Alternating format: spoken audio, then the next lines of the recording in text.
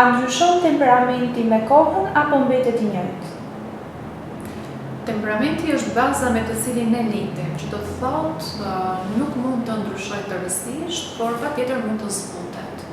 Për shembull, nëse kemi një person impulsiv, ne nuk mund ta kthejmë atë një person shumë të ftohtë emocionalisht, por çfarë mund të ndodhë është që ne mund të mësojmë këtij personi të reagojë në mënyra jo të menjëhershme. Dhe prej kësaj, kjo sjellje fillon ose ai reagim emocional fillon të zë një tjetër vend në jetën e tij dhe në jetën e marrëdhënieve që ka.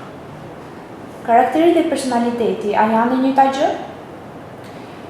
Karakteri është ajo të cilën ne e mësojmë gjatë jetës.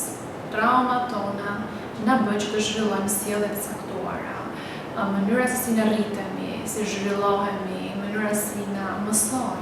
Morali, norma, të gjitha këto formësojnë disa tipare të caktuara tek ne që krijojnë edhe vetë më pas atë paketën e plotë ose siç e thënë ndryshe personaliteti. Pra, personaliteti është një ndërthurje mes temperamentit, asaj që ishte e lindur dhe karakterit asaj që mësohet. Kështu që nuk janë e njëjta gjë, por personaliteti, le të themi, I ka në përbërje të dyja këto. Kush ndikon më shumë tek personaliteti, gjenet apo mënyra si rritemi? Le të themi që jeta jonë fillon duke u ndikuar nga gjenet, sepse janë ato pikërisht me të cilat ne lindim.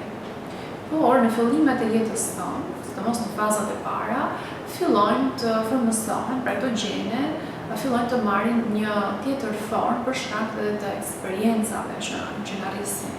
Dhe pikërisht këto eksperienca janë produkti përfundimtar I mënyrës se si ne jemi në raport me veten, botën dhe të tjerët.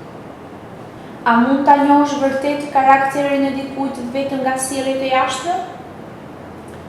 Jo gjithmonë, pasi disa sjellje janë edhe një maskë sociale, që do të thotë ne ndonjëherë buzëqeshim ose kemi strategjitë tona për të arritur qëllime të caktuara, të cilat mund të bëjnë që të fshehin të vërtetat, të cilat nuk duam që ti kuptojnë të tjerët.